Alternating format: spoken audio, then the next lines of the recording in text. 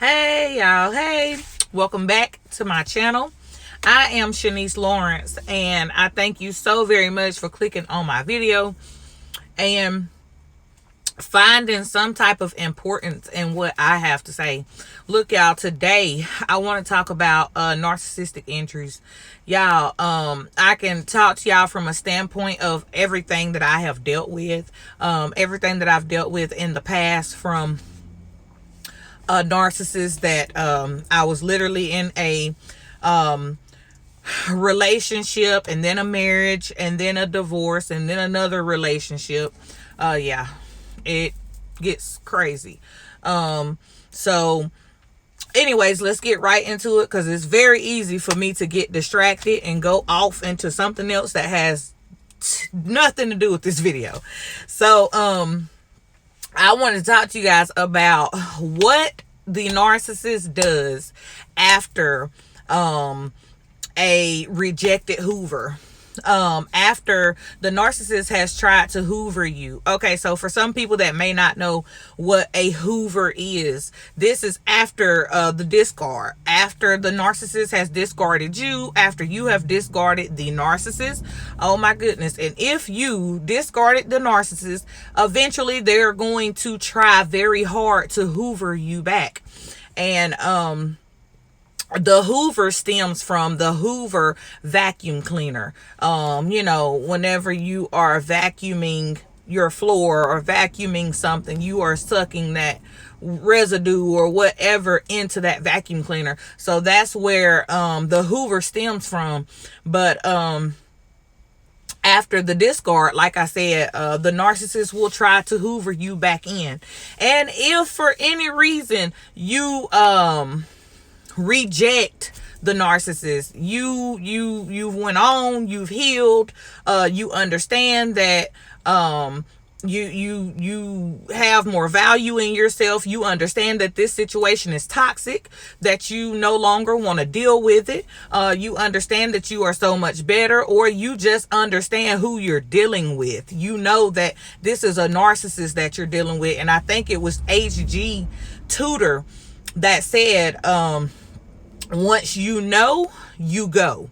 Once you know that you are dealing with a narcissist, you go. You run for the hills. But for a lot of us and a lot of situations, we knew that we were dealing with a narcissist. I know for me, probably maybe about 7 or 8 years into the relationship, or the marriage, shall I say, I knew that I was dealing with a narcissist. And in my previous video, I stated that, once I found out that I was dealing with a narcissist, I was scared. I was disgusted. I had so many mixed emotions.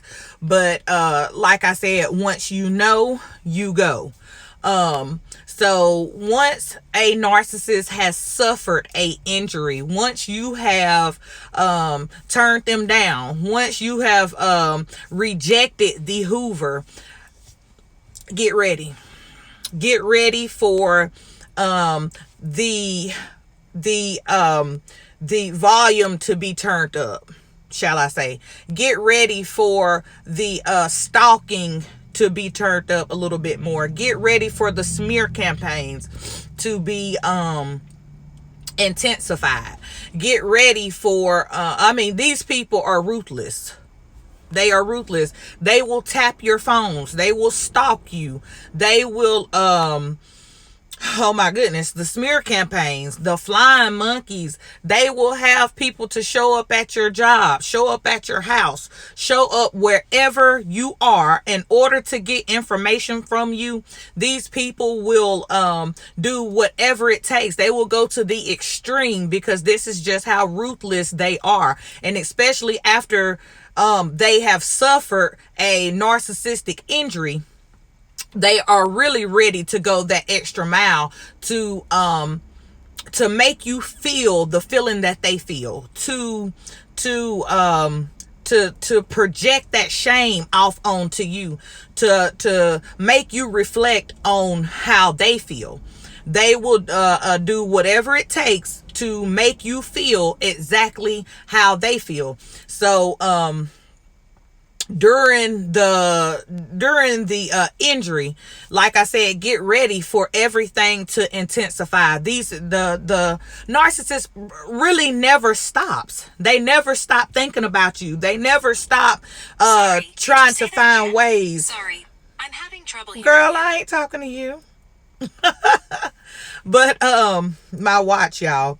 But they never really stop trying to find ways to tear you apart, because in the very beginning, and even if they discarded you, they will still do these same types of things. Stalk you, have smear campaigns. They will have they flying monkeys to follow you. They will have they flying monkeys to check in with you and to tell them every single thing that you have going on in your life, when in fact they were the ones that discarded you. But that does not matter when you're dealing with a narcissist. They want you to feel every single tormenting spirit that they have on them. They have to project that off on you. So I'm just going to be a little bit transparent, and I'm not going to keep y'all for long, and I'm going to go. But the narcissist that I dealt with, I was the one that had discarded him. So of course, things were so much worse than what they probably would have been if he would have discarded me. Because the thing about a narcissist, they have to be the ones to discard you. And even if they discard you, they still have to do the smear campaigns. As I said, they still have to endorse the flying monkeys. They still have to stalk you. They still have to tap your phone. They still have to sit outside your house to figure out what you got going on. But in my case, I discarded the narcissist. And when I tell you, it was so, there was plenty of times when I did not know, and I never told anybody. I never told my family. I never told my children. I never told anybody. I constantly stayed on my face, and I constantly prayed to God that he would protect my children and I. I never told anybody anything. But y'all, it was nights where I did not know if I was going to make it throughout the entire night, because I would come home from work and he would have he had done prowled his way into our house. Like, okay, so we had a house together, and oh my goodness, I'm being so transparent right now, but I'm going to talk about this because these are my hopes. Well, my hopes are that I am able to help somebody, pull somebody out to the other side, to become a survivor of narcissistic abuse, because this stuff is it is very imperative that you get out of this relationship. Like I said just a minute ago, once you know, you go. I mean, it's one thing if you don't know what you're dealing with, and it is so good. Y'all, I'm so sorry, my phone just fell. Please bear with me. And it is so good that you are here on this channel, and that you are getting the information that you need to do what you need to do to get out of the situation. But y'all, there was days that I did not know if I was going to wake up or if I was going to be able to see another day, because there was so many things that he was doing. And I don't know, if I had to guess, I would say that these things they do them to scare you back into a relationship with them, which is so crazy to me. I could never understand that. Like, you're trying to whip me back into submission, or y'all, if I was to think like them, then that means that I would be just as crazy as they are. But like I said, there was nights when I did not know if I was going to make it throughout the night, because that's how intense the stalking and the prowling and all of this. It was very intense. So if you are dealing with anything as such as this, y'all, please excuse me. I'm kind of getting off track because I'm at home in my truck and my neighbor has dogs, and the dogs, he is literally looking at me barking. So y'all, I'm kind of getting off track, but please bear with me. So a narcissistic injury, like I said, would look like the volume being turned up. You know, if you have already been dealing with, like I said, the smear campaigns, the stalking, the showing up out of nowheres, once you have rejected their Hoover, it is bound to get worse. Once you have rejected their Hoover, and you will always know when a Hoover is about to come on. Y'all, they will completely flip. They will completely turn into a complete different human. I mean, you know, if they have been mean to you, if they have been giving you the silent treatment, if they have ghosted you, if they have, because make no mistake about it, it may feel like a ghost. It may feel like they have ghosted you. It may feel like they're not they are giving you the silent treatment, but best believe in the background they have their flying monkeys. They have tried their best to tap your phone. They have tried their best to set up some type of surveillance on you, whether it be physically or whatever the case is. Best believe they are watching your every move. And I'm not saying any of this to scare anybody. I'm not saying any of this to have you to be worried about, because I know the feeling. I know the feeling of not knowing, okay, what's going to happen next. The best thing to do is, as I said in my last video, get a little bit, and I don't want to sound harsh, but get some tougher skin, because while dealing with a narcissist, you have to be ready. You have to be ready for whatever it is. And 9 times out of 10 people, some of them are cowards. If you are dealing with a covert narcissist, they are really seriously cowards on the inside. I mean, you know, you could just boom and they scared, you know, but behind the scenes, they want to make you feel like they are in charge. They are the one calling the shots. They will do whatever they want to do. They're going to do however they want to do it. But like I said, get some tougher skin and be ready. Be ready for whatever comes next, because like I said, after the injury, and y'all, I feel like I'm all over the place and I'm getting off of track, but y'all bear with me. After the narcissistic injury, after they have suffered that injury, things are going to intensify. That's what I was saying before I got off track, y'all. You will always know when a Hoover is on its way. I know for me, the narcissist that I was dealing with, that was in my life, y'all, he was literally mean as a snake. Like, I couldn't get any communication out of him. He ghosted us, me and his children. I mean, it was just like nothing for months. And then all of a sudden, it was almost like a light switch was flipped, and he was the nicest person that you could ever meet. I mean, he was agreeing with just about anything pertaining to co-parenting, and we know that you cannot co-parent with a narcissist. But he was agreeing with co-parenting and doing whatever's best for the children, and you know, we can communicate about the kids and so on and so forth.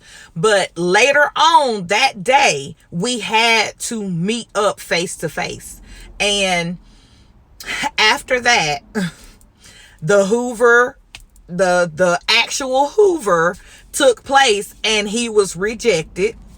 And after that, it was like, boom, that switch got flipped again. And he was right back to the same old not answering phone calls, not wanting to co-parent, as he said, not wanting to do any of that.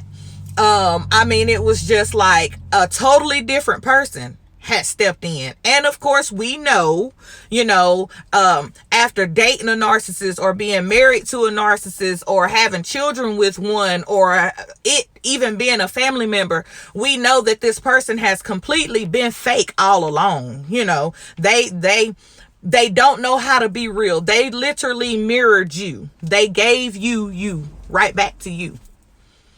I mean, make it make sense. They gave you back to you. Whatever you showed them, that is what they showed back to you.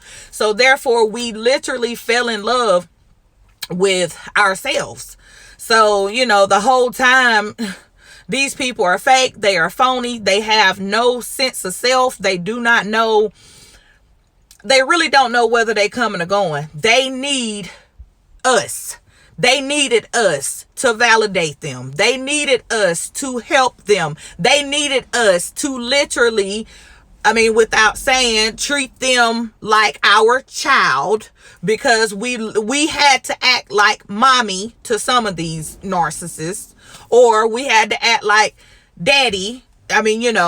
If it was a female, if it was a male, whatever the case may be, because these people are literally, their growth is stunted. They cannot think for themselves. They cannot they act as if they can't do anything for themselves, because deep down inside, these people are really lazy people.